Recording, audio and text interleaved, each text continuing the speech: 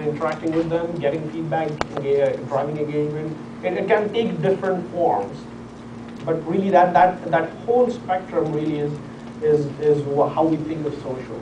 And as you think of bringing social capabilities within your own organization, you should think of kind of what do you have today. You have email probably, you have Active Directory, you have a lot of investment probably in SharePoint infrastructure.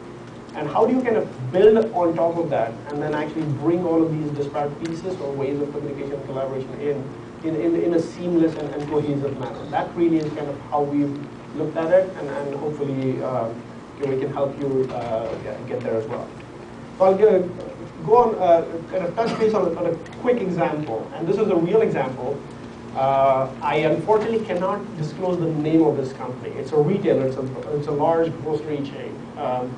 But I hope I can disclose the name probably in a few weeks. But for legal reasons, I don't have the legal authority to do that today. But this is a real example in the US. So there was an employee in one of the stores, a big retail store, who came up with a new innovative idea of kind of how she kind of set up the displays and kind of how they have displays at the end of the aisles. I don't know what they call it in the retail space, but a lot of these specific aisle end pieces that are designed for driving more consumer traction.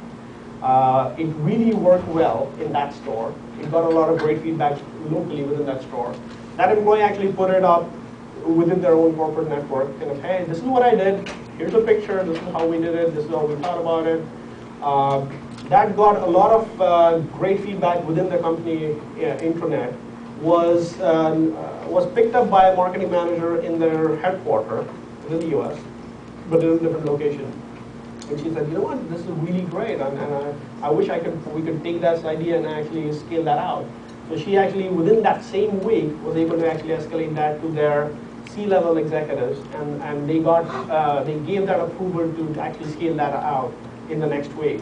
And they were able to kind of replicate that and then go across all of their stores within the US.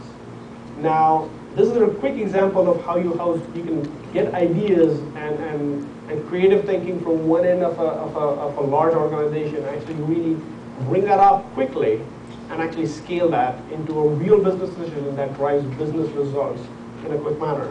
Now, how did that happen?